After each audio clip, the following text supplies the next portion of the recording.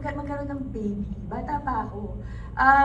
I grew up in a big family, 5 kami magkapatid, bunso ako, and I know the joy of having a lot of siblings around you. Pero, yun nga, the maturity comes with the follow-up answer na, am I really ready? Or am I just, is this impulse? Diba? Talaga, pag bata ka, hindi mo pa ganun ka naiintindihan yung sitwasyon. Parang, okay, may aso ka, pero hindi ibig sabihin nun kaya mo mag-alaga ng bata dahil lang marunong ka mag-alaga ng mga hayop, aso, pusa.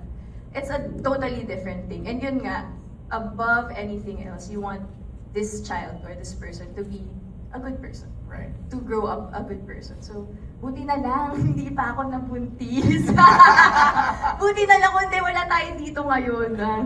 Baka nag-aalaga ako ng bata. Pero yeah, at one point in my life, I did say that, na gusto ko na magka-baby. Kahit maghiwalay kami ng partner ko na to, feeling ko kaya ko, na I think kaya ko naman talaga. Pero iba yung ready ka talaga. Iba yung talagang handa ka talaga.